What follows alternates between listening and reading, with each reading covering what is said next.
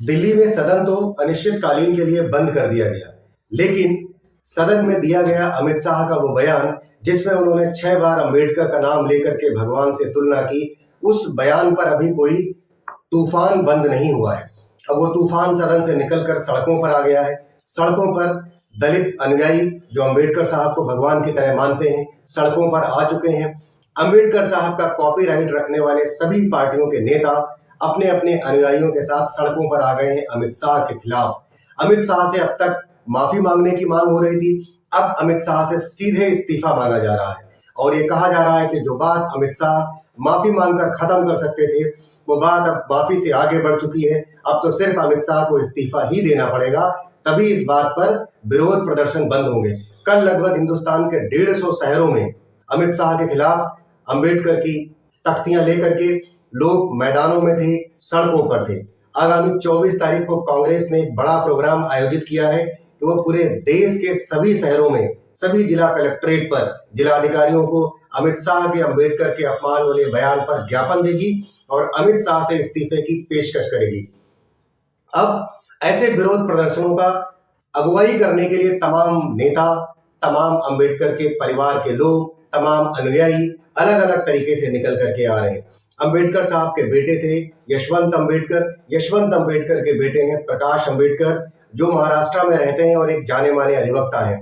अब वो खुल करके सामने आ गए हैं और वो सभी चैनलों पर डिबेट में शामिल हो रहे हैं और सभी विरोध प्रदर्शन के कार्यक्रमों में वो भाग लेने के लिए आगे बढ़ रहे हैं और प्रकाश अंबेडकर खुल करके अमित शाह से इस बात की पेशकश कर रहे हैं, मांग कर रहे हैं कि अब उन्हें इस्तीफा ही देना पड़ेगा। जब वो इस्तीफा देंगे तभी इस देश का दलित उन्हें माफ करेगा और सभी दलितों की अगुवाई वो प्रकाश अंबेडकर कर रहे हैं। पूरे देश के अंदर जो विरोध प्रदर्शन शुरू हुए हैं, इसमें सबसे ज्यादा अगर कोई फंसा है तो बीजेपी के जो घटक दल के नेता हैं, वो चाहे नीतीश कुमार हो या फिर आंध्र प्रदेश के मुख्यमंत्री चंद्रबाबू नायडू हो, चिराग पासवान हो, जीतन राम मांझी हो, महाराष्ट्र के रामदास अठावले हो, यहाँ तक कि उत्तर प्रदेश की अनुप्रिया पटेल और ओम प्रकाश राजभर भी बुरी तरीके से फंसे हुए हैं। आंध्र प्रदेश की अगर आप बात करें तो लगभग वहां पर 16% दलित वोटर है। बिहार की बात करें तो 16% दलित वोटर है, उनमें से 11% महादलित वोटर है जो अपने अपने घरों में अंबेडकर साहब के फोटो लगा करके उनकी ही पूजा करता है। साल की शुरुआत में जहां दिल्ली में विधानसभा चुनाव है, वहीं साल के अंत में बिहार में विधानसभा चुनाव है। बिहार के विधानसभा चुनाव में पहले से ही तेजस्वी यादव ने नीतीश कुमार के खिलाफ दलित विरोधी होने का, मुस्लिम विरोधी होने का मोर्चा खोल रखा है। ऐसे में नीतीश कुमार के लिए एक बड़ी चेतावनी है। नीतीश कुमार के लिए और भी बड़ी मुश्किल है कि जहां बिहार में इन्वेस्टर समिट चल रही है और उस इन्वेस्टर समिट में शामिल होने के लिए आए हैं प्रणव अडानी। अब प्रणव अडानी के साथ इस वक्त नीतीश कुमार बैठना भी उचित नहीं समझते हैं। नीतीश कुमार उस मीटिंग में शामिल नहीं होते हैं। उन्होंने कहा कि दिल्ली में उनकी एक हाई लेवल मीटिंग चल रही है और वो शायद हाई लेवल मीटिंग इसी इन्वेस्टर समिट को लेकर के या फिर अमित शाह द्वारा अंबेडकर के बयान को लेकर के हो रही होगी। नीतीश कुमार के लिए एक बड़ा चैलेंज है कि जो 11% महादलित वोटर है जो अंबेडकर को भगवान मानता है, उससे वो कैसे निपटेंगे। चंद्रबाबू नायडू अपना अस्तित्व कैसे बचाएंगे। रामदास अठावले जो दलित समाज को रिप्रेजेंट करते हैं, वो अपना अस्तित्व कैसे बचाएंगे। फिलहाल अमित शाह ने जो रायता फैलाया है, वो रायता शायद कुवैत से लौटते ही नरेंद्र मोदी ही समेट पाएंगे, क्योंकि नरेंद्र मोदी और अमित शाह एक दूसरे के राजनीतिक और व्यक्तिगत पूरक माने जाते हैं। यह भी कहा जाता है कि जब जब नरेंद्र मोदी किसी राजनीतिक मुश्किल में फंसे हैं, अमित शाह ने उनको बचाया है और अमित शाह जब जब किसी राजनीतिक मुश्किल में फंसे हैं, तब तब नरेंद्र मोदी ने कोई युक्ति सुझाई है और अमित शाह को इससे बचाया है। फिलहाल अगर पूरे देश के भाजपा के ही घटक दलों की बात की जाए तो कोई भी नेता अमित शाह के बचाव में नहीं उतर रहा है खुलकर। मुख्यमंत्रियों की बात की जाए तो चाहे वो योगी आदित्यनाथ की बात करें, चाहे वो महाराष्ट्र के देवेंद्र फडणवीस की बात करें या फिर बिहार के नीतीश कुमार की बात करें, चंद्रबाबू नायडू की बात करें, कोई भी नेता या नायब सिंह सैनी हरियाणा की बात करें, कोई भी नेता खुलकर अमित शाह के इस बयान पर अमित शाह को बचाने के लिए सीधे तौर पर उतरने में मजबूर साबित हो रहा है। अब तक कोई नहीं उतरा है। इसका मतलब कि जो अंबेडकर का मुद्दा है वो बहुत बड़ा मुद्दा हो चुका है। मोदी सरकार पहले ही अडानी के मुद्दे पर घिरी हुई थी। इससे पहले मोदी सरकार घिरी थी संविधान बदलने के मुद्दे पर। जब लोकसभा चुनाव 2024 हुआ तो मोदी सरकार पर यह आरोप लग रहा था कि 400 पार क्यों जाना चाहते हैं मोदी जी, 400 पार जाएंगे तो संविधान बदल देंगे, और इसका भी खामियाजा उन्हें भुगतना पड़ा। वोट परसेंट कम हुआ, सीटें कम हुई, उत्तर प्रदेश के अंदर भारी नुकसान उठाना पड़ा। एक बड़ी राजनीतिक पार्टी के रूप में समाजवादी पार्टी ने भाजपा को कड़ी टक्कर दी। लेकिन अब संविधान के मुद्दे पर घिरी भारतीय जनता पार्टी जैसे ही शीतकालीन सत्र शुरू होता है, सदन में उसने संविधान पर चर्चा नाम का सब्जेक्ट दिया, संविधान पर बात करनी शुरू की। संविधान के मुद्दे पर बात करते करते जब घिरने लगी भारतीय जनता पार्टी की सरकार, तो एक नया मुद्दा लेकर के वो आई, अंबेडकर का नाम लिया, जिसमें 6 बार गृह मंत्री अमित शाह ने, और गृह मंत्री के 6 बार अंबेडकर का नाम लेते ही सदन के अंदर तूफान आ गया। और इस तूफान में अमित शाह फिलहाल बहते हुए नजर आ रहे हैं, उनको कोई भी तिनका नहीं मिल रहा है अभी। नरेंद्र मोदी तो कुवैत चले गए हैं। ये बताया जाता है कि पिछले 40 सालों में कुवैत की पहली यात्रा है एक प्रधानमंत्री के तौर पर भारत की तरफ से। लेकिन फिलहाल जो अंबेडकर के नाम पर बहस छिड़ी है, वो मनुस्मृति वर्सेस संविधान पर आ गई है। एक बड़ा मुद्दा ये निकल करके आया है कि क्या अब अमित शाह माफी मांगेंगे या इस्तीफा देंगे। पिछले 14 सालों में अब तक अमित शाह डोमिनेंट लीडर के तौर पर निकल करके आए हैं, तथाकथित रूप से जो चाणक्य कहे जाते हैं। अब उस चाणक्य को कौन रणनीति बचाएगी, अब उस चाणक्य के लिए कौन रणनीति बनाएगा भाजपा के अंदर। नेता सदन की बात की जाए तो चाहे वो दिल्ली की बात करें, चाहे लखनऊ की बात करें। लखनऊ की बात पहले कर लेते हैं। तो पहली बार लखनऊ के विधानसभा में ऐसा हुआ कि नेता सदन के भाषण के बिना एक दिन पूर्व ही सदन को अनिश्चितकालीन स्थगित करना पड़ा। वजह थे अमित शाह। आप जानते हैं कि अमित शाह वर्सेस नरेंद्र मोदी तो कभी नहीं हुआ, लेकिन अमित शाह वर्सेस योगी आदित्यनाथ हमेशा रहा है। हमेशा योगी आदित्यनाथ की दिल्ली की राह में अमित शाह रोड़ा बने हैं, और अब योगी आदित्यनाथ की क्रेडिबिलिटी पर भी दांव लगा दिया है, बट्टा लगा दिया है अमित शाह ने। उधर मोहन भागवत ने भी एक तरीके का मोर्चा खोल दिया है। तो मोहन भागवत ने तो दिल्ली के लिए, जो दिल्ली में बैठी गुजरात लॉबी है, उसके लिए तो एक मोर्चा खोल दिया है।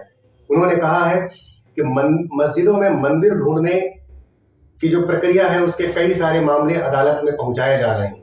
इस पर उन्होंने कड़ा ऐतराज जताते हुए कहा कि इस तरीके की जो प्रक्रियाएं हैं, उससे हमारे देश की सद्भावना पर खतरा है, और हम जिस तरीके से सद्भावना पूर्वक रह रहे हैं, यही विश्व को हम संदेश देते हैं, और हमारा संदेश इस वक्त डगमगा रहा है। उन्होंने यह भी कहा कि कुछ लोग राम मंदिर बनने की भूमिका में अग्रणी होकर के निकल करके आए हैं, तो अब वो इस देश का नेता बनने की कोशिश कर रहे हैं, हिंदुओं का नेता बनने की कोशिश कर रहे हैं। ये बड़ी बात जो मोहन भागवत ने कही है, ये शायद उन्होंने गुजरात लॉबी के लिए कही होगी, क्योंकि जिस तरीके से राम मंदिर की जब प्राण प्रतिष्ठा हुई थी, तो उसमें जिस तरीके से मोहन भागवत को थोड़ी सी उपेक्षा का सामना करना पड़ा था, शायद आरएसएस प्रमुख के तौर पर, हिंदू संगठन आरएसएस प्रमुख के तौर पर मोहन भागवत को यह बात नागवार गुजरी होगी। और आज नागपुर में बैठ करके उन्होंने जो बात गुजरात लॉबी के लिए कही है, वो बात शायद एक और बड़ी मुश्किल में अमित शाह और नरेंद्र मोदी को फंसाएगी। आज स्थिति यह आ गई है कि अपने ही घटक दलों को साधने की कोशिश में जुटी है भाजपा। आज नरेंद्र मोदी जब कुवैत से लौट करके आएंगे, तो वो कैसे निपटेंगे चंद्रबाबू नायडू से, कैसे निपटेंगे नीतीश कुमार से। ये वही नीतीश कुमार है जिन्होंने नरेंद्र मोदी के भेजे हुए 100 करोड़ रुपए ठुकरा दिए थे, जब नरेंद्र मोदी गुजरात के मुख्यमंत्री हुआ करते थे और बिहार के मुख्यमंत्री थे नीतीश कुमार। उस वक्त कोसी नदी की वजह से एक बड़ी बाढ़ आई थी, बड़ी त्रासदी आई थी। वो 100 करोड़ रुपए की लगभग लागत थी, उसको नीतीश कुमार ने ठुकरा दिया था कि यह पैसा गुजरात से आया है, और उस वक्त गुजरात दंगे का दंश झेल रहे थे नरेंद्र मोदी। आज उनसे ही मान मनोवर करनी पड़ रही है नरेंद्र मोदी और अमित शाह को। इसके बाद आंध्र प्रदेश के जो मुख्यमंत्री चंद्रबाबू नायडू हैं, चंद्रबाबू नायडू को भी मनाना पड़ रहा है। ये वही चंद्रबाबू नायडू हैं जो सीएए के मुद्दे पर, एनआरसी के मुद्दे पर, फलाना के मुद्दे पर, बुर्का के मुद्दे पर, या फिर तमाम मुस्लिमों के मुद्दे पर हमेशा बीजेपी के खिलाफ रहे हैं। बीजेपी जब जब इस तरीके का कोई मुद्दा लाई, तो चंद्रबाबू नायडू उनके हमेशा से खिलाफ रहे हैं। अब उन्हीं चंद्रबाबू नायडू को अपने साथ जोड़े रखना, बचाना एक भाजपा के लिए बड़ा चैलेंज हो गया है, क्योंकि भाजपा की सरकार इस बार वैसे भी बैसाखी पर टिकी हुई है। भाजपा के पास 400 पार जाने का जो सपना था वो तो पूरा नहीं हो पाया, पूर्ण बहुमत का भी सपना पूरा होते होते रह ही गया भाजपा का। ऐसी मुश्किलों में फंसी है भाजपा, और भाजपा ने एक नया पैंतरा जो देने की कोशिश की विपक्ष को, उसमें वो स्वयं फंस गई है। राहुल गांधी ने ऐसा धक्का मारा कि 2 सांसद सीधे आईसीयू पहुंच गए। राहुल गांधी अब इतने बॉडी बिल्डर हैं कि राहुल गांधी को गुंडा कह रहे हैं निशिकांत दुबे। शायद ये सब बातें इस वक्त भाजपा के फेवर में नहीं है बल्कि उनके खिलाफ जा रही है। एक ऐसा देवासुर संग्राम क्रिएट किया गया वहां पर जो अपने आप में अलोकतांत्रिक है, असंसदीय है। ऐसा देवासुर संग्राम कभी भी सदन में आज तक देखने को नहीं मिला कि सांसद आपस में भिड़ रहे हो। जब वहां पर विपक्ष के सांसद सांकेतिक रूप से अपना विरोध प्रदर्शन कर रहे थे तो भाजपा के सांसदों को क्या जरूरत थी उनको प्रोटेस्ट करने की। प्रोटेस्ट वहां पर तो विपक्ष के सांसद कर रहे थे, लेकिन ये वही राहुल गांधी हैं जिनकी क्लिप को काट छांट करके आलू डालो तो सोना निकलेगा दिखाया गया था भाजपा की आईटी सेल की तरफ से। उन्हीं राहुल गांधी पर अब एक आरोप है कि उन्होंने इधर से धक्का मारा और उधर दोनों सांसद सीधे आईसीयू पहुंच गए। और वो दोनों सांसद हैं मुकेश राजपूत फर्रुखाबाद वाले और प्रताप सिंह सारंगी बालासोर उड़ीसा के। उन दोनों की भी नौटंकी लगातार सोशल मीडिया के माध्यम से देखने को मिल रही है। और मुकेश राजपूत से तो नरेंद्र मोदी फोन पर बात करते हैं, लेकिन बात तब करते हैं जब स्पीकर ऑन हो जाता है। इस तरीके का एक बड़ा हाई वोल्टेज ड्रामा जो पिछले 1 हफ्ते में पूरा देखने को मिला वो वाकई अलोकतांत्रिक है। उससे सदन की, संविधान की गरिमा को ठेस पहुंची है, निश्चित रूप से ठेस पहुंची है। लेकिन फिलहाल भाजपा बड़ी मुश्किल में फंसी है। दिल्ली में आगामी चुनाव होने जा रहे हैं। अरविंद केजरीवाल ने एक नई मुश्किल पैदा कर दी है। अरविंद केजरीवाल ने नायडू और नीतीश को एक चिट्ठी लिख दिया है। दलितों की अस्मिता के सवाल खड़े कर दिए उन्होंने कहा कि ये वही भारतीय जनता पार्टी है जो लगातार दलितों की अस्मिता के खिलाफ है और आप अपने सिद्धांतों से कब तक कॉम्प्रोमाइज करेंगे और इस बीजेपी के साथ चलते रहेंगे। और ये चिट्ठी भी सार्वजनिक हो चुकी है। इससे एक बड़ा चैलेंज नीतीश कुमार के सामने आ गया है, आंध्र प्रदेश वाले चंद्रबाबू नायडू के सामने भी आ गया है कि ये अपने अपने राज्य के दलित वोटरों को क्या मुंह दिखाएंगे। जिन अंबेडकर के अपमान पर अमित शाह दंश झेल रहे हैं, उन्हीं अंबेडकर के अपमान के मौके पर अरविंद केजरीवाल ने डॉक्टर भीमराव अंबेडकर छात्रवृत्ति योजना लॉन्च कर दी है दिल्ली में। हालांकि अरविंद केजरीवाल की प्रवृत्ति से भी सब वाकिफ हैं। छात्रवृत्ति लॉन्च कर दी अलग बात है, मगर एक अपने ही विधायक को नहीं बचाए थे जब वो विधायक किसी धर्म परिवर्तन के कार्यक्रम में चले गए थे जहां लोग हिंदुइज्म से बौद्धिज्म की तरफ कन्वर्ट हो रहे थे।